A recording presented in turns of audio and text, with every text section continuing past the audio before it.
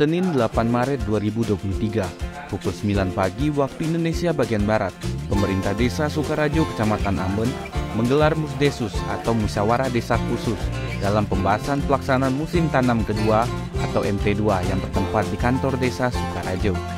Kegiatan dihadiri oleh berbagai unsur diantaranya yaitu pendamping desa, BPD, Camat Amben, perwakilan Dinas Pertanian Lebong, kelompok tani, serta tokoh masyarakat setempat.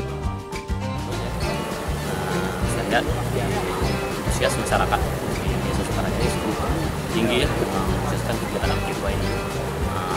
Mungkin dalam beberapa hari ini sudah melaksanakan lahan di sekitar berapa hektar di angka 2 hektar lebih, kurang lebih 2 hektar sudah dilakukan lahan. Mungkin dalam waktu dekat akan sesuai dengan jadwal akan melakukan penyemayan bibit dan akan ditanam. Insyaallah dengan antusias masyarakat tadi, saya rasa kedepannya akan sukses sampai panen.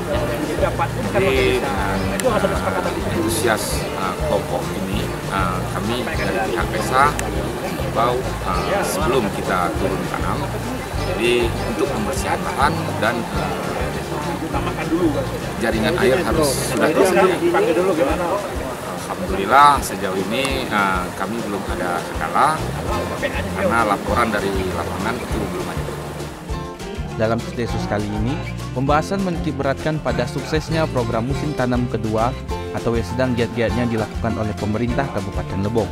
Pemkab Lebong melalui Dinas Pertanian Lebong dan Camat Amben tak henti-hentinya memberikan upaya dan motivasi kepada para penggarap lahan atau petani demi meningkatkan indeks produksi pertanian di desa Sukarajo. Para petani lokal sangat antusias dalam kegiatan Musdesus MT2 ini. Antusias terlihat dalam sesi tanya-jawab atau dialog yang cukup hidup. Keputusan sepakat diucapkan oleh para petani yang tergabung dalam kelompok tani Desa Sukarajo bahwa siap untuk mengikuti arahan pemerintah desa, kecamatan, dan kabupaten dalam mensukseskan musim tanam kedua kali. Selanjutnya, para petani atau penggarap lahan menandatangani fakta integritas sebagai bentuk komitmen dan tanggung jawab dalam menerapkan program ketahanan pangan Kabupaten Lebong.